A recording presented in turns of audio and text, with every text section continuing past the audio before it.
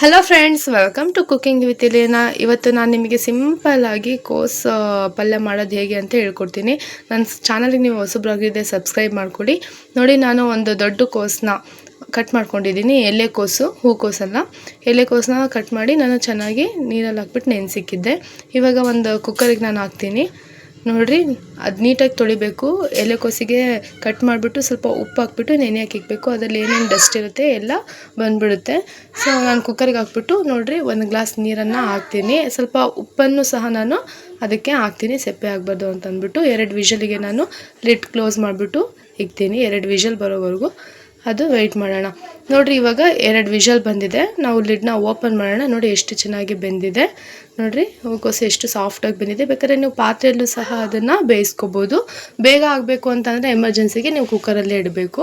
ನೋಡಿರಿ, ಅದನ್ನು ನೀರನ್ನ ಇವಾಗ ನಾವು ಜಾಲಿಸ್ಕೊಳ್ಳೋಣ. ಒಂದು ಜಾಲರಿಲಿ ಹಾಕ್ಬಿಟ್ಟು ಆ ನೀರನ್ನ ಎಸಿಬಾರ್ದು. ಆ ನೀರಿನಲ್ಲಿ ಸಾಂಬಾರು ಮಾಡೋದು ಹೇಗೆ ಅಂತಂದ್ಬಿಟ್ಟು ಸಹ ನಾನು ನಿಮಗೆ ನೆಕ್ಸ್ಟ್ ರೆಸಿಪಿಯಲ್ಲಿ ಹೇಳ್ತೀನಿ.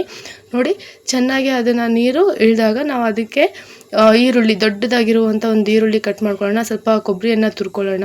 ಮತ್ತು ಒಂದು 4 ಕರಿಬೇವು ಸೊಪ್ಪನ್ನು ಇಟ್ಕೊಂಡು ನೋಡಿ ಒಂದು ಪಾತ್ರೆ ಇಕ್ಕಿದ್ದೀನಿ. ಅದಕ್ಕೆ ಸ್ವಲ್ಪ ಎಣ್ಣೆಯನ್ನು ಹಾಕ್ತಾಯಿದ್ದೀನಿ. ಎಣ್ಣೆ ಚೆನ್ನಾಗಿ ಕಾದಾಗ ಅದಕ್ಕೆ ನಾನು ಸ್ವಲ್ಪ ಸಾಸಿವೆಯನ್ನು ಹಾಕ್ತೀನಿ.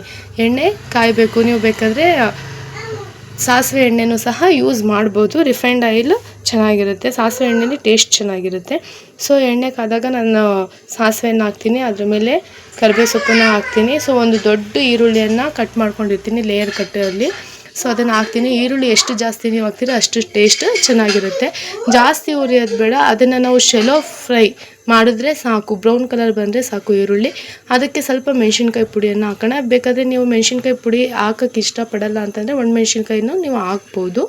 ಸೊ ಸ್ವಲ್ಪ ನಾನು ಉಪ್ಪು ಹಾಕ್ತಾಯಿದ್ದೀನಿ, ಸ್ವಲ್ಪ ಹಾಕ್ತಾಯಿದ್ದೀನಿ. ಯಾಕಂತಂದರೆ ನನ್ನ ಕೋಸಿಗೆ ಆಲ್ರೆಡಿ ಬೇಯಬೇಕಾದ್ರೆ ಸ್ವಲ್ಪ ಉಪ್ಪು ಹಾಕಿದ್ದೆ. ನೋಡಿಕೊಂಡು ಉಪ್ಪು ಹಾಕ್ರಿ, ಜಾಸ್ತಿ ಹಾಕ್ಬೇಡ್ರಿ. ಚೆನ್ನಾಗಿ ಅದನ್ನು ಮಿಕ್ಸ್ ಮಾಡೋಣ. ನೋಡಿ, ಇವಾಗ ಕೋಸನ್ನು ಆ್ಯಡ್ ಮಾಡೋಣ. ಸೊ ಕೋಸು ಆ್ಯಡ್ ಮಾಡಬೇಕಾದ್ರೆ ಲೋ ಫ್ಲೇಮಲ್ಲಿ ಇಕ್ಕೋಣ. ಲೋ ಫ್ಲೇಮಲ್ಲಿ ಇಕ್ಬಿಟ್ಟು ಕೋಸನ್ನು ಆ್ಯಡ್ ಮಾಡೋಣ. ಸೊ ಎಲ್ಲ ಕೋಸನ್ನು ಹಾಕ್ಬಿಡಿ, ಸ್ವಲ್ಪ ಕೋಸನ್ನು ಇಟ್ಕೊಳ್ಳಿ. ಸೊ ನಿಮಗೆ ಸಾಂಬಾರು ಹೇಗೆ ಮಾಡೋದು ಅಂತ ಅಂದ್ಬಿಟ್ಟು ನಾನು ಹೇಳ್ಕೊಡ್ತೀನಿ.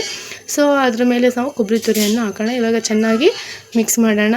ನಿಮಗೆ ಈ ರೆಸಿಪಿ ಇಷ್ಟ ಆದರೆ ನನ್ನ ವಿಡಿಯೋನ ಲೈಕ್ ಮಾಡಿ ಮತ್ತು ಶೇರ್ ಮಾಡಿ ಮತ್ತು ಕಮೆಂಟ್ ಮಾಡಿ ಹೇಳಿ ನಿಮಗೆ ಬೇರೆ ಯಾವುದಾದ್ರು ಹೊಸ ರೆಸಿಪಿ ಬೇಕು ಅಂತ ಅಂದರೆ.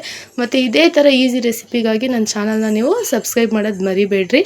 ನೋಡಿ, ಚೆನ್ನಾಗಿ ನಾವು ಮಿಕ್ಸನ್ನು ಮಾಡೋಣ ಎಲ್ಲ ಮಸಾಲೆ ಜೊತೆ.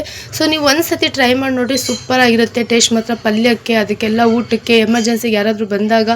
ಸೊ 5 ನಿಮಿಷದಲ್ಲಿ ಮಾಡೋವಂತಹ ಪಲ್ಯ ಇದು. ಜಾಸ್ತಿ ಇದಕ್ಕೆ ಟೈಮು ಬೇಡ. ನೋಡಿ, ಚೆನ್ನಾಗಿ ಅದನ್ನು ನಾವು ಮಿಕ್ಸ್ ಮಾಡೋಣ. ಟ್ರೈ ಮಾಡಿ. ಸೊ ಮಕ್ಕಳು ತುಂಬ ಇಷ್ಟಪಟ್ಟು ತಿಂತಾರೆ. ಜಾಸ್ತಿ ಖಾರನೂ ಇರಲ್ಲ, ಸಪ್ಪೆನೂ ಇರಲ್ಲ. ಸೊ ಮೀಡಿಯಮ್ ಆಗಿರುತ್ತೆ. ಸೊ ಟ್ರೈ ಮಾಡಿ ನೋಡಿ, ನನಗೆ ಕಾಮೆಂಟ್ ಮಾಡಿ ಖಂಡಿತ ಹೇಳಿ. ನೋಡಿ ಎಷ್ಟು ಚೆನ್ನಾಗಿ ಬೆಂದಿದೆ ಮತ್ತು ಎಷ್ಟು ಚೆನ್ನಾಗಿ ಮಿಕ್ಸ್ ಆಗಿದೆ. ಇದೇ ಥರ ಹೊಸ ರೆಸಿಪಿಗಾಗಿ ನನ್ನ ಚಾನಲ್ನ ಸಬ್ಸ್ಕ್ರೈಬ್ ಮಾಡೋದಂತೂ ಮರಿಬೇಡ್ರಿ. ಮತ್ತೆ ಸಿಗೋಣ ಇದೇ ಥರ ಒಂದು ಹೊಸ ನ್ಯೂ ವಿಡಿಯೋ ಜೊತೆಗೆ. ಅಲ್ಲಿವರೆಗೂ ಬಾಯ್.